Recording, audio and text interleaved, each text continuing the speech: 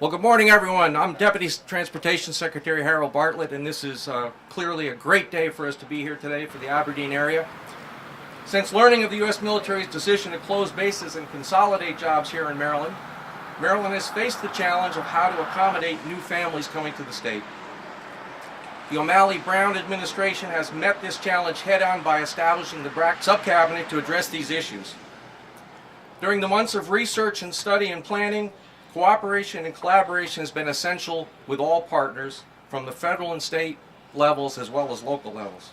I want to thank our men and women in uniform, and as County Executive Craig reminds us, while much of what we do is to ensure the quality of life that we enjoy throughout Maryland, and Harford County is no different, what we do is to support the warfighters. And we're proud of that responsibility here in Maryland. The governor takes it seriously, and today is a great announcement demonstrating our commitment to supporting what you do on the installation, the activities coming to Maryland, and what it means for our national security and homeland defense. So thank you very much. Many of you may recall we had a BRAC intersection program that identified a number of intersections in the Aberdeen area, the Fort Meade area, and Bethesda.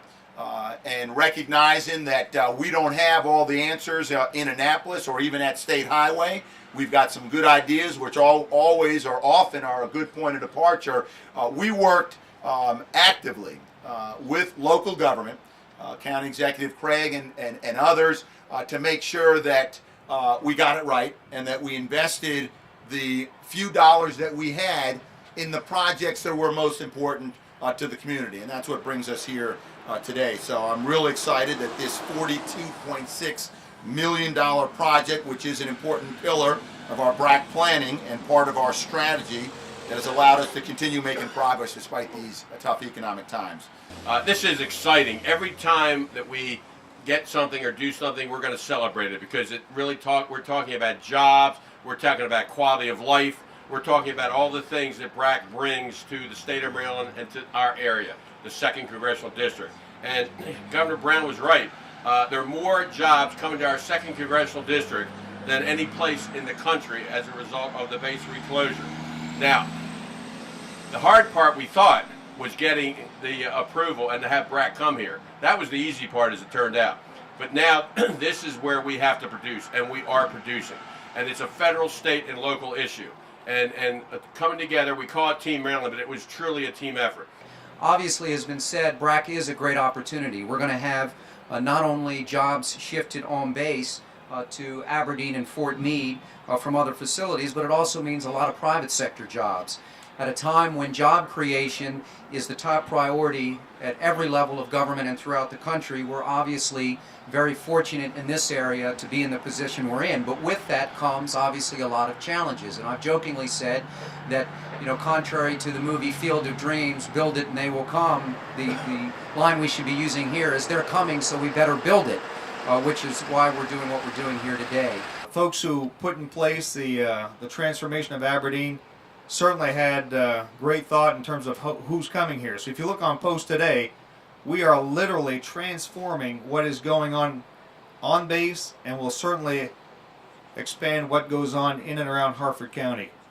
Consolidating research, development, acquisition, and testing on an installation here, which in the end will have roughly 22,000 folks working on the installation, is a pretty significant transformation for the community. I'm very pleased that we can be here today to start our vision of building a technopolis in northeastern Maryland. County Executive is working on that actively, and we know the state supports that concept. The people that are here at Aberdeen and here at Harford County deserve quality infrastructure.